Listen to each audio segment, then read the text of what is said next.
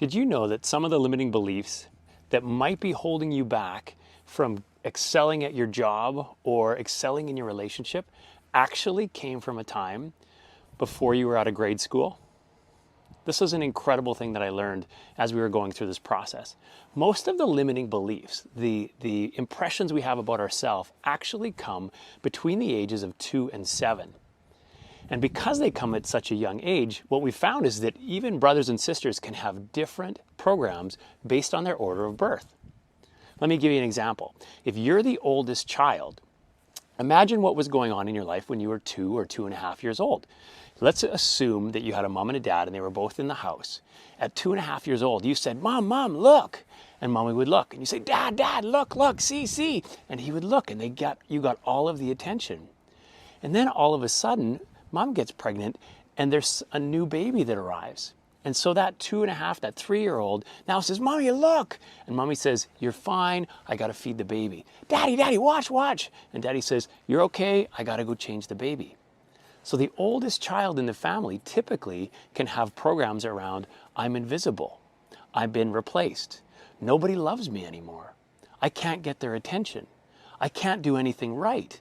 Because in those little eyes, before the frontal lobe was developed, they believe that they have been replaced, that they are invisible. Maybe they even believe that nobody loves me anymore. And the interesting thing that as your brain develops and time goes on, we start repeating these beliefs. That's where these limiting beliefs come from. Now imagine that you're the second child. So here you are, you've reached that age of 2, 2.5, where you're starting to become really observant, really aware of what's going on. And as you're starting to try to move and walk and figure your body out, there's this 4-year-old or this 5-year-old that's running around that can put on its own shoes, that can feed itself, that can take care of things, and you can't do any of that yet. So as that second child grows up, that second child has beliefs around, "I'm just not enough. I can't do it fast enough. I can't print it neat enough. I can't color in the lines. I'm just not enough. I'm not good enough. I can't keep up." And if we truly believe those and we don't correct that process, what happens is we go through life believing, "I'm just not enough." Now imagine taking those into your relationship.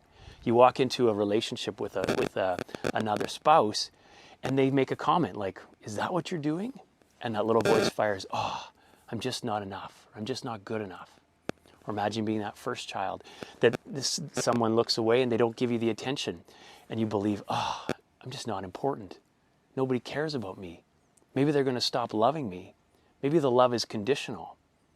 And when you let these programs run over and over and over and over, it creates this sense of anxiety, this stress, this frustration in your body, and it can shut you down.